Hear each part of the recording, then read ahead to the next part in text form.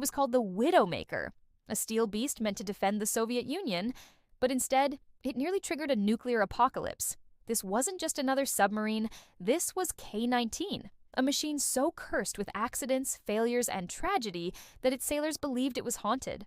Armed with nuclear missiles, it had the power to wipe entire cities off the map. Yet inside, its own crew was fighting radiation, fires, and death itself. At the height of the Cold War, one wrong move aboard K-19 could have ended human civilization. This is the chilling true story of the submarine that earned its infamous name, the Widowmaker. In the late 1950s, the Cold War was a silent, terrifying duel.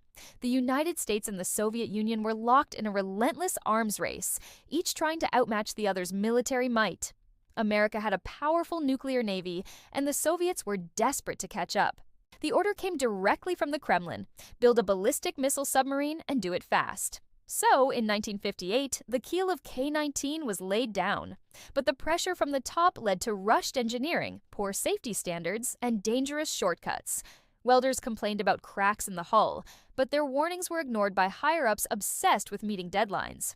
The bad omens started early. 10 workers died during its construction alone. When it was first launched in 1959, the crew, already wary, grimly nicknamed it Hiroshima. Despite its many flaws, K-19 was armed with 3 R-13 nuclear missiles, each powerful enough to obliterate an American city. But unlike U.S. submarines, its safety systems were minimal, almost an afterthought. The Soviet priority was speed, not perfection. This vessel was one of the first Soviet submarines to use nuclear propulsion, which meant its reactors were based on barely tested designs. The crew received training, but the obsessive secrecy of the era meant vital information about their own ship was kept from them. The stage was set for a disaster of unimaginable proportions. On July 4, 1961, while patrolling near Greenland, the unthinkable happened. A major leak was detected in the starboard reactor's coolant system.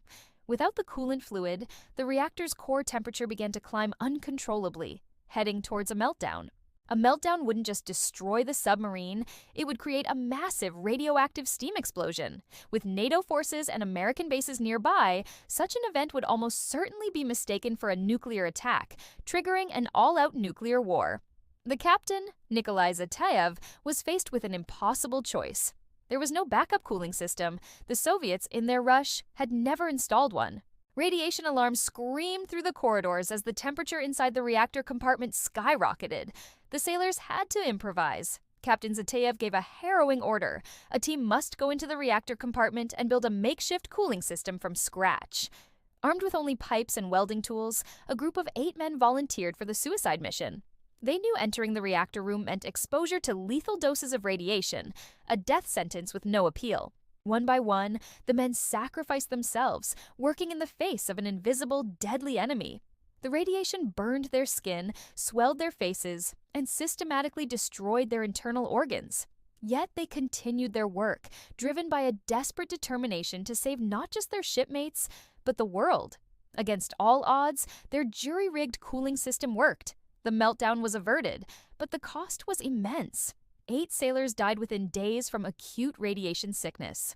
14 more would die within the next 2 years. The rest of the crew was exposed to dangerous levels of radiation, suffering from its effects for the rest of their lives. The crippled submarine limped back to port, a floating tomb filled with radiation. But the Soviet Union couldn't admit failure. The entire incident was covered up. The families of the dead and dying were told little or nothing about their loved ones' heroism. The survivors were sworn to secrecy and carried their physical and psychological scars in silence. Some were even denied medical treatment abroad for fear the truth would get out. But rumors eventually leaked to Western intelligence. A Soviet sub had nearly melted down. NATO commanders later admitted they were minutes away from a response that could have initiated World War III. A global nuclear war had been averted, not by technology or politicians, but by the sheer, selfless bravery of a handful of men. Captain Zateyev's decision saved millions of lives, but his men paid the ultimate price. K-19 had truly earned its cursed nickname. You would think such a disaster would be the end of the line for K-19, but it wasn't. The submarine was decontaminated, repaired, and sent right back to sea. Sailors dreaded being assigned to it, believing it was fundamentally doomed. They were right to be afraid. In 1969, it collided with the American submarine USS Gato, narrowly avoiding another international crisis. Multiple onboard fires over the years claimed even more lives. Its systems constantly failed. The name Widowmaker was no longer a grim joke. It was a reality feared by every wife whose husband served on it. Sailors had a saying, "You don't serve on K-19, you survive it." Yet the Soviet Navy, obsessed with maintaining its fleet numbers, ignored all pleas to decommission the cursed vessel. Western navies tracked K-19 with a special kind of dread. American officers later admitted they feared it more than any other Soviet sub, not because of its weapons, but because its instability made it a ticking time bomb. In 1972, disaster struck again. A major fire broke out while the sub was at sea, killing 28 sailors before it was finally extinguished. Survivors were trapped for hours, choking on toxic smoke in the dark, sealed compartments. Once again, the scarred submarine limped home. Incredibly, it was repaired and returned to service. It wasn't until the 1980s that K-19 was finally decommissioned.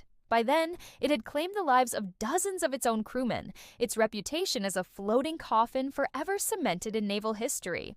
For the Soviet Union, it was a symbol of sacrifice and secrecy. For the world, a chilling reminder of how close we came to nuclear war. But for the sailors and their families, it was simply the Widowmaker. After the fall of the Soviet Union, the wall of secrecy finally crumbled. Survivors began to speak publicly, and their stories of unimaginable bravery shocked the world. The men who jury-rigged a cooling system under lethal radiation were finally hailed as the heroes they were. But for many, the recognition came too late.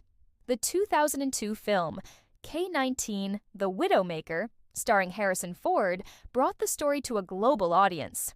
While some survivors criticized its Hollywood inaccuracies, they appreciated that their sacrifice was finally being acknowledged. Today, K-19 is remembered as both a technological marvel and a catastrophic failure. It stands as a stark testament to the dangers of the Cold War arms race, where speed was valued over human life. But more than that, it highlights the boundless depths of human courage under impossible odds. The story of K-19 is a warning carved into steel. Nuclear weapons are a threat not just to our enemies, but to the very people who guard them. Every survivor carried invisible wounds, and every life lost aboard K-19 prevented millions more deaths worldwide. A haunting, tragic irony. The Widowmaker nearly ended the world, but it also showed us how far ordinary men will go to protect it. History is filled with stories like this, moments where the world nearly ended and nobody even knew. If you want more forgotten and chilling stories from the past, make sure to subscribe to the Time Vault, because the past still holds secrets that can change how we see our future.